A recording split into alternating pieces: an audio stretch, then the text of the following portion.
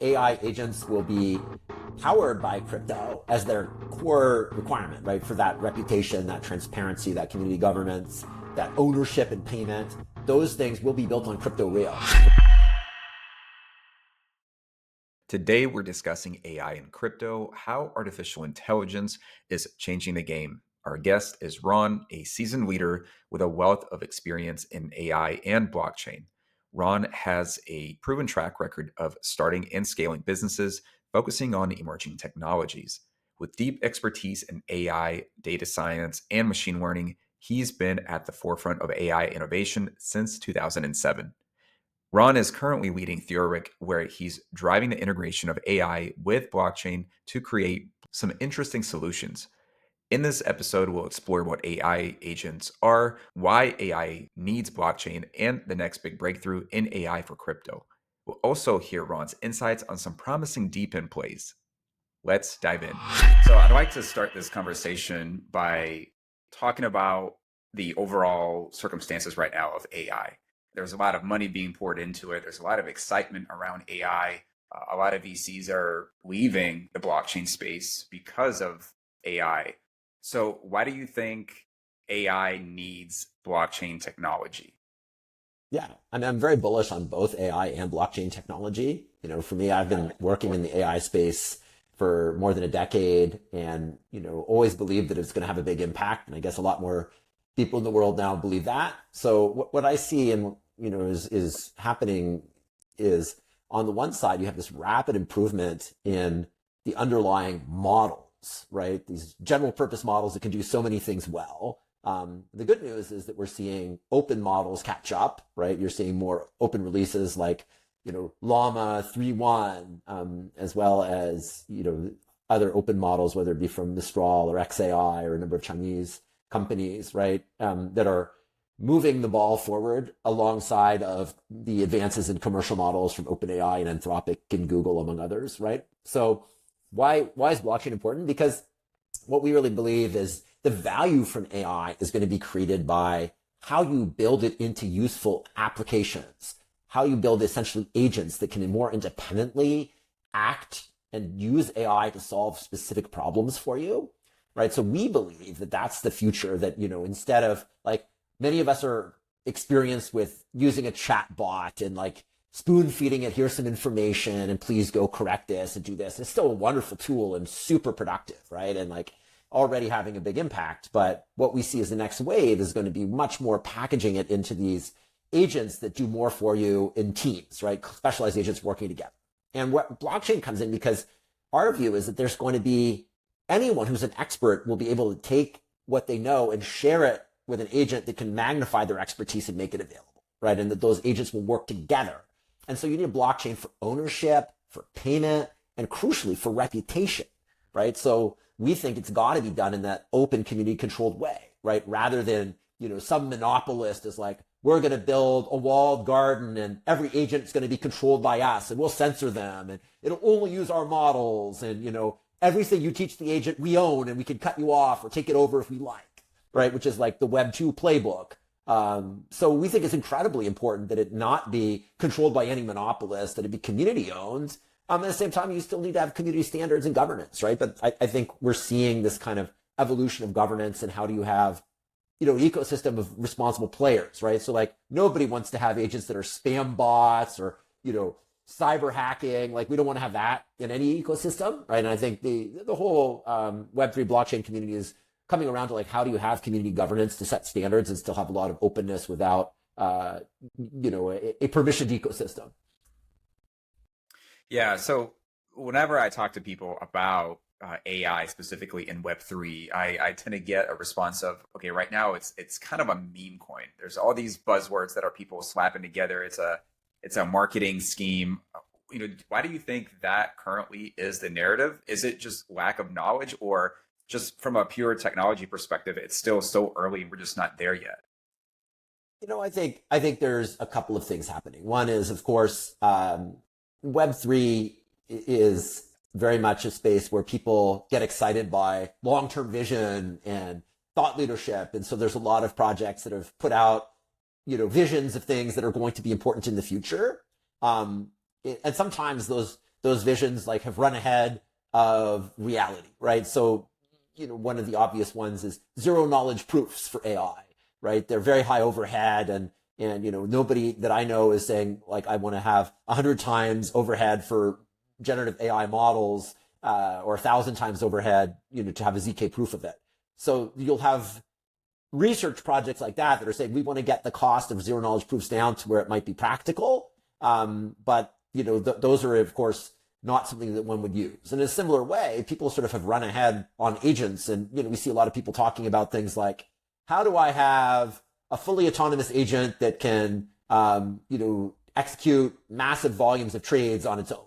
And like most people aren't at that stage yet. But what we are seeing is like already there's really useful agents, right? Like we've deployed agents working with space and time, their Houston chatbot that help developers understand and integrate code with their product and help people generate dashboards and do analysis of index blockchain data, specialized AI agents that do specific tasks well. We've built agents and are supporting the Filecoin community. So operators, developers in Filecoin can make it easier to use that technology. And we've got a number of people building in our protocol who are building these useful agents that can tap into real-time data, do data analysis, analyze social media. Like those are already practical use cases that are here now. And, we're excited for our testnet coming up in September, where we can really let people start to get their hands on. Because I think it's very much the antidote to this, hype-driven approach of some projects is to just show practical utility. Here's some great things you can do now. And the amazing thing is every quarter, the capabilities of AI models get so much better, right? Like we've been working on agents to analyze index blockchain data for 9 months. And when we started, it didn't work very well. The best models weren't that good. The techniques in the literature, how do you actually make them work together, weren't well established. But we've learned so much about how to have agents coordinate, how to do planning, and the models like Anthropic Sonnet 3.5 have come out, and just like suddenly we're seeing stunning success when 9 months ago it barely worked at all. It wasn't really a useful tool, right? Like that's how fast things are moving. So I'd say to people that are skeptical is like, buckle up, right? Like the real builders that are building quality here are going to be delivering tons of value. But the other side is like, there's a lot of teams that don't have a background in AI who've jumped in because it's a hot narrative, right? And so like that's true in any time you have a trend that people reposition themselves, AI washing, this project was an NFT project, suddenly they're an AI expert, right? Like obviously there's going to be a lot of garbage out of that kind of pattern. But then there's serious builders too, right? And like we do see across the stack of AI and Web3 serious builders, not just in the agent layer, but also in DePIN, right? Projects like Akash and Asana and Hyperbolic, and a lot of them are also providing model inference or infrastructure for high performance decentralized storage with 0G, or high quality data providers, whether it's a space and time or a Masa or a Grass, right? Like you've got all of these projects that are building high quality capabilities, and they're coming together to really supercharge the ecosystem. And those are just some. Like there's a lot of really high quality technology providers that are out there and building in this Web3 AI ecosystem. So I think a lot of it too is people sometimes are impatient, right? Like it's relatively new, right? When we started Theoriq a couple of years ago, almost nobody was building in the AI and Web3 space. So, it takes some time for it to mature. Yeah, and I think just a few years ago, you have like Ocean Protocol and a few other folks that are coming out and, putting work into AI, but it's been very, very early. It's been all about, not real good use cases up to this point. Or maybe they are, but you really have to dive deep into the research to really find what those are. But I will also say that there are some that are really sticking out, in my humble opinion. Like for instance, BitTensor is one that's kind of interesting in some of the applications that are being built there, like Corcel. I don't know if you've yourself have looked into that, but you mentioned some DePIN plays that you really like. Is there anything in particular that stands out to you on the AI side? Yeah, so I think DePIN, there's like so much potential in terms of being able to have people contribute GPUs and earn. And like the big reason why this is becoming exciting is one, the hyperscalers, the big cloud vendors simply can't get enough power and enough data center space to create the AI chips to get them online to meet the needs of the economy, right?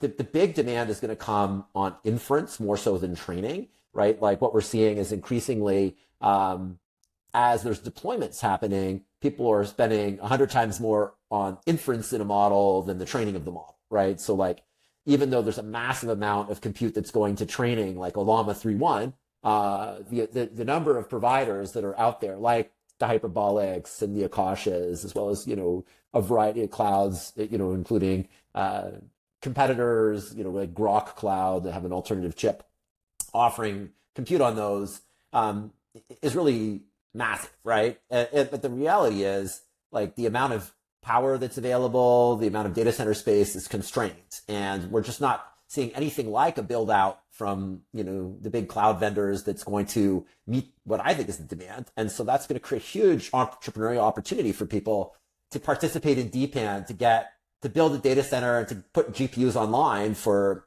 AI workloads and to earn, right? And I think there'll be a lot of people that are excited, just like we've seen with mining of various tokens and validating chains, right? That there's a ton of opportunity. People know how to participate and earn, right? So we're very bullish on that space. I think that's exciting.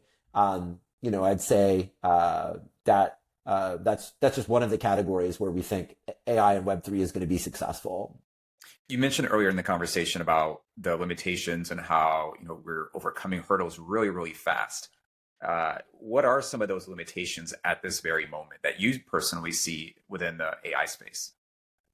Yeah, I mean, we've seen a lot of progress on the ability of AI agents to use, and the models powering them to use tools reliably, to detect and mitigate hallucinations, where maybe come up with something that's plausible but not actually factually grounded. There's certainly some security and privacy questions, right? I think, again, like, there's ways of addressing them, but there are things people definitely need to be thinking about. And then, the sort of the planning and reasoning, we're seeing, significant progress in that. Like, we're excited. I know Sentient is a high profile project that's putting a lot of thinking about, community training of models and how they can address some of those challenges. But we're also seeing this race of open models like Llama 3.1 is already much better at this. Llama 4 will be much better.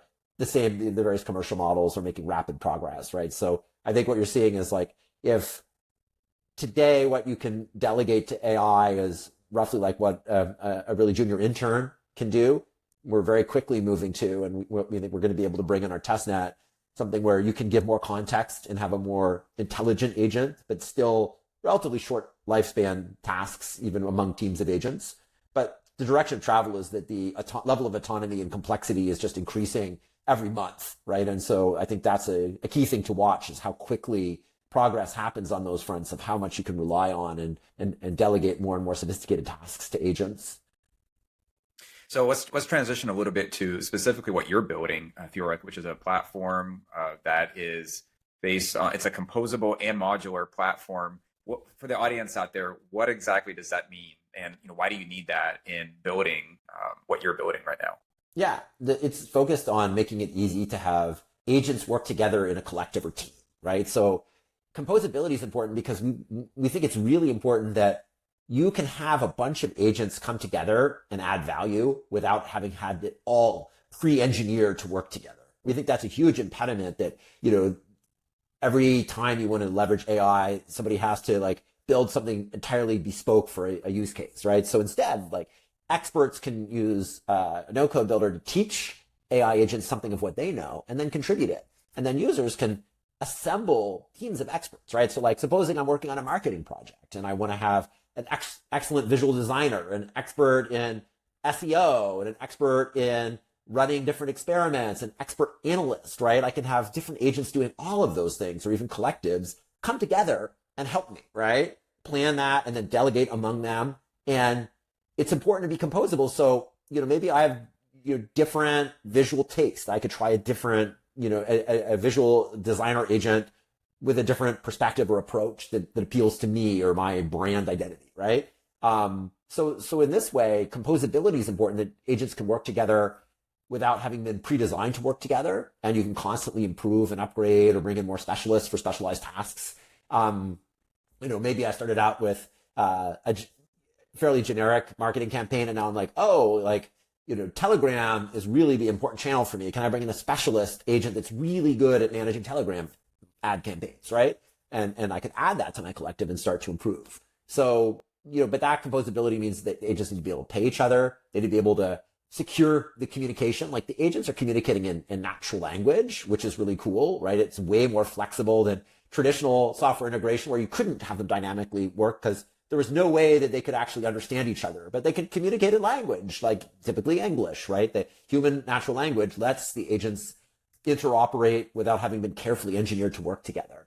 And so, it means there's a need for payments, there's a need for security. And the other thing, of course, you need is reputation, right? Like, how do you know what agents are going to be good actors and are going to be successful? And, you need to have that on chain too. And that's also part of our protocol, is how do you capture that? How do you have evaluators that can automatically assess the quality of agents for a particular task, as well as, ways of validating and trusting human feedback and calibrating among them to know what agents you would recommend and are good to include and to use, right? So over time, we think that'll be a more and more automatic process as we move to a world of millions of agents. People aren't going to manually pick the agents. They're going to automatically discover them with AI agents helping them find the agents, right?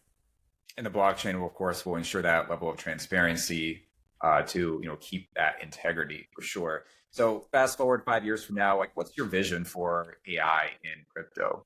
Yeah, I mean, I think, AI agents will be powered by crypto as their core requirement, right? For that reputation, that transparency, that community governance, that ownership and payment. Those things will be built on crypto rails, right? And I believe that's not just for crypto use cases, that's for the world. We believe that the leading open network for agents will be based on crypto, based on blockchain rails, and widely used. And we believe that a majority of today's knowledge work in 5 years will be done by AI agents and not people. So even though the economics are going to work out that the cost of doing that work through agents is going to be so cheap that a majority of the assigned economic value will be human knowledge work. If you took today's economy and said, more than 50% of what is being spent today for humans to do will now be done by AI. So speaking of fast forward, so let's talk about specifically Theoriq. You mentioned testnet coming out September. You're obviously focused on the platform itself, making sure that it works properly. But what's fast forward to, I don't know, 6 months from now? Will you have a token? Is that part of the roadmap? Do you need a token? What are your thoughts on that? Yeah, and we definitely have plans to have a token. The protocol is being designed for it. We published a light paper just a couple weeks ago and talk about, the role of the token includes really creating incentives so that those who are early in adopting get some rewards for adopting, for giving feedback. Those creating useful agents get rewards, right? So all of that to help accelerate the growth, because we believe that building the best network of agents, token incentives are really powerful. It's also going to be important as a form of utility. So like long-term, initially we're seeing a lot of use of free credits and free use of AI agents since it's a learning phase. But over time, we think the ability to monetize and charge for agents is important, and having a token to pay for access to the network so that it's self-sustaining open source ecosystem is important. It's also going to be important for things like staking. We believe that letting people stake on agents to say it's a high quality agent and being able to earn rewards based on, essentially front running and finding the quality agents and betting on them is going to accelerate, help with discovery of quality agents. So that's another function that we see the token performing. We think that the token will be important as a way of really building a great ecosystem and having the right governance. And the incentives there are, obviously the most important aspect of it, not just to have a token for the sake of having a token for raising money, but it sounds like you're really thinking about the proper incentives to create this economy, which is the right approach on this. Yeah, well, and we've got a proof of engagement program, so people can already start to participate and stay tuned for incentivized testnet for a chance to earn in that program, right? We definitely think we're already eager to get people engaged and participating and interacting with the testnets as we look ahead to, we'll probably do a series of incremental testnets and keep updating based on, community feedback. And if people do want to follow along, what would be the best place for them to do that? I mean, we've got a Discord. It's linked off of our website at Theoriq, Theoriq.ai, and follow us on Twitter, at Theoriq.ai, and follow me on Twitter at Ron Bodkin. Amazing. I'll be sure to include those links in the description. Ron, this was a real pleasure. Thanks so much for all the insights. I obviously couldn't have picked a better guest to provide it for me. So thanks so much for sharing all those insights. Thanks, Mikhail. It was a great discussion, and really enjoyed the opportunity to share what we're seeing. Likewise.